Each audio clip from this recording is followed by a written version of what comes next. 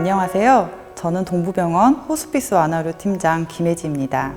이번 시간에는 말기 암 환자의 신체적 돌봄 중에서 가장 중요한 부분을 차지하는 암성 통증 조절에 대해 알아보도록 하겠습니다. 우선 왜 암성 통증을 조절해야만 하는지 알아보도록 하겠습니다. 암성 통증은 전체 암 환자의 절반 이상에서 나타나는데요. 말기암 환자에서 90% 이상이 암성 통증을 호소하고 있습니다. 말기 암성 통증은 말기 암 환자에게 가장 흔하고 매우 고통스럽습니다.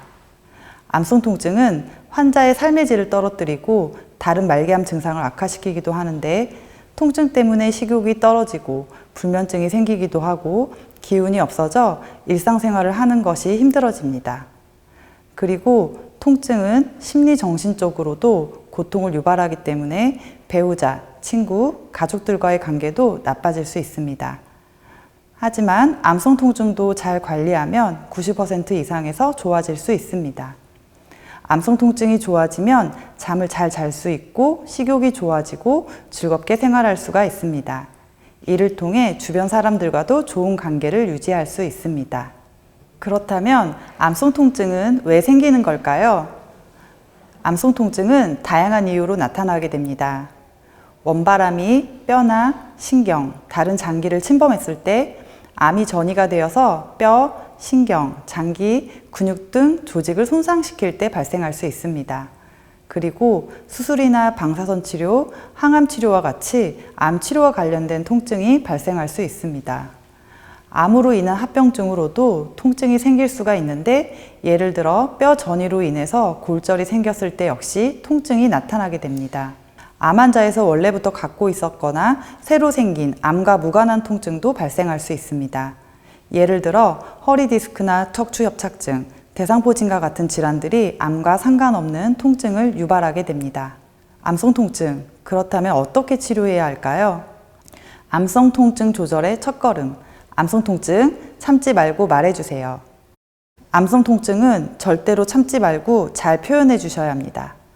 자기가 느끼는 통증을 말하지 않으면 의료진은 환자의 통증을 알 수 없기 때문에 통증은 표현하는 것이 가장 중요합니다. 통증이 심해질 때까지 참은 다음에 진통제를 복용하는 것보다 통증이 시작되기 전에 미리 조절하는 것이 더 효과적입니다. 그리고 통증 치료를 한다고 암 치료에 소홀해지는 게 아닙니다. 통증 조절이 잘 되어야 암 치료도 잘 받을 수 있습니다. 그렇다면 지금부터는 어떻게 통증을 표현하는지 알아보도록 하겠습니다. 첫 번째로 어디가 아픈지 말해주세요. 그림과 같이 신체의 앞과 뒤를 나누어 자신이 아픈 부분을 정확히 표현하고 그 중에서도 어디가 가장 아픈지 말해야 합니다. 그리고 다음으로는 어떻게 아픈지 말해주세요. 본인의 통증이 어떤 느낌인지 말해주셔야 합니다. 통증의 느낌은 쑤시다, 결리다, 무지근하다, 쓰리다, 저리다, 또는 칼로 베듯 아프다, 시리다, 누르듯 아프다와 같이 다양한 표현으로 나타낼 수 있습니다. 자신이 느끼는 통증을 느낌 그대로 표현해 주시면 됩니다.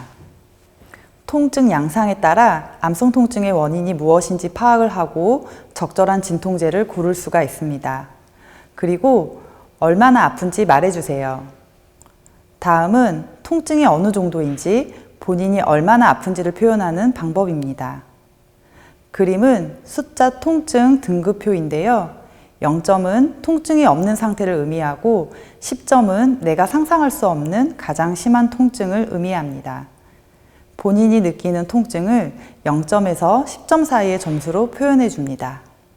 숫자 통증 등급표를 사용하면 자신의 통증을 점수화해서 객관적으로 평가할 수 있고, 진통제 복용 이후 통증이 얼마나 좋아졌는지를 좀 더 명확하게 확인할 수 있습니다.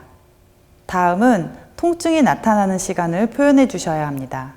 언제 아픈지, 얼마 동안 아픈지 말해주세요. 통증은 나타나는 시간적 특징에 따라 두 가지로 나뉩니다. 첫 번째는 지속성 통증으로 시간과 상관없이 계속되는 통증을 말합니다.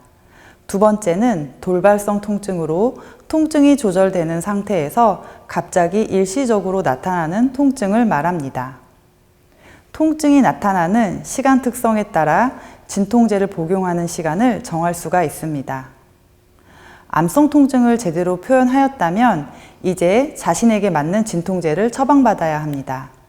암성 통증을 치료하는 다양한 진통제들이 존재하기 때문에 의사 선생님과 상의해서 본인의 통증에 잘 맞는 진통제를 선택해야 합니다.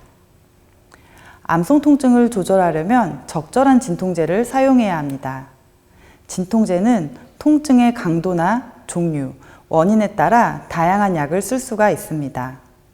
타이레놀과 같은 비마약성 진통제뿐만 아니라 모르핀과 같은 마약성 진통제, 그리고 보조 진통제를 사용합니다. 첫 번째로 비마약성 진통제에 대해서 알아보겠습니다. 아세트아미노펜은 많은 분들이 타이레놀이라는 이름으로 잘 알고 계십니다. 아세트아미노펜은 진통작용도 있지만 해열작용을 목적으로 더 많이 사용합니다. 그리고 진통소염제도 비마약성 진통제의 하나입니다. 브루펜이나 펜잘과 같은 약들인데 진통소염제는 진통효과와 함께 염증을 완화해주고 뼈와 관절에서 생긴 통증에 특히 효과적입니다. 두 번째는 마약성 진통제입니다. 마약성 진통제는 암성 통증을 조절하기 위해 필요한 가장 중요한 약물입니다. 중등도 이상의 심한 통증을 유발하는 암성 통증은 대부분 마약성 진통제가 필요합니다. 모르핀, 옥시코돈, 펜타닐, 하이드로몰폰, 코데인, 트라마돌과 같이 다양한 마약성 진통제가 존재합니다. 마약성 진통제는 용량을 올리는 만큼 진통 효과가 함께 올라가기 때문에 통증이 조절될 때까지 최대 용량의 제한이 없이 사용할 수가 있습니다. 마약성 진통제는 다양한 투여 방법이 있습니다. 첫 번째는 경구용 진통제인데 알약이나 캡슐 형태로 복용합니다. 경구용 진통제는 가지고 다닐 수 있고 병원이 아니더라도 가정에서 편하게 투여할 수 있는 가장 대중적인 약물 형태입니다. 두 번째는 주사용 진통제입니다. 주사용 진통제는 혈관에 직접적으로 주사약을 주입하거나 근육, 지방에 주사기로 투여합니다. 집에서 혼자 투여하기는 어렵기 때문에 보통은 병원에 입원한 환자들에게 많이 사용되는 방법입니다. 세 번째는 패치용 진통제입니다. 패치용 진통제는 피부에 진통제를 파스처럼 부착해서 사용합니다.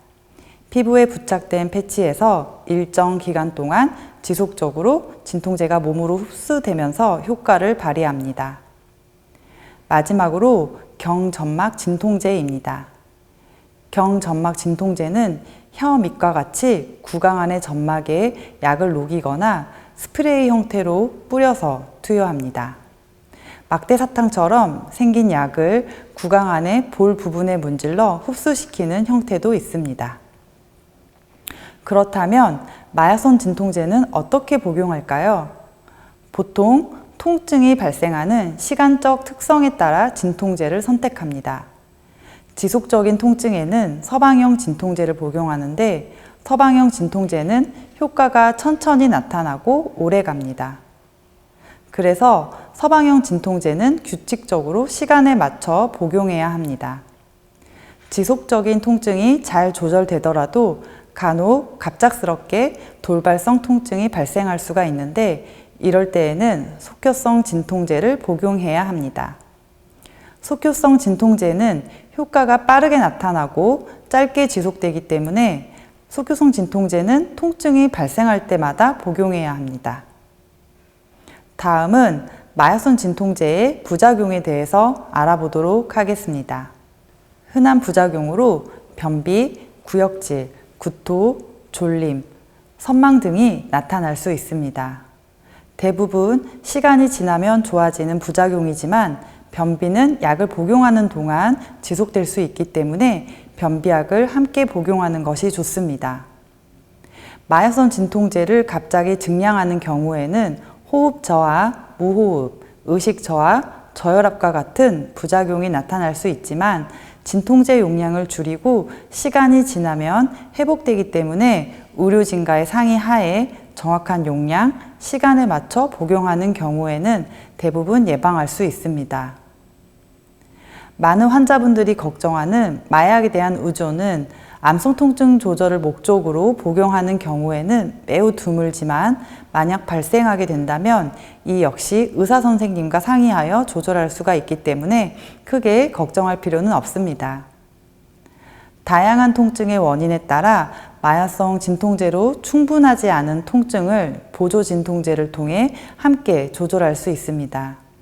신경통에 잘 듣는 보조 진통제도 있고 장 운동을 억제하거나 장에서 나오는 분비물을 줄여줌으로써 통증을 완화해주는 약물도 있습니다.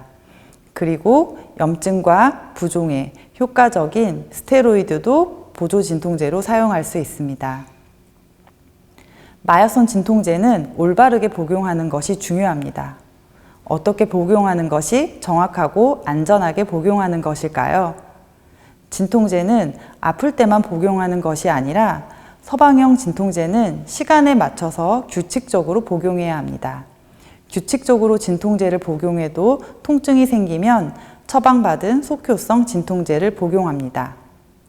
통증이 완화되어도 약을 중단하면 통증이 다시 생길 수 있기 때문에 계속 복용해야 하고 의사 선생님과 상의해서 감량이 가능하다면 천천히 감량해야 합니다.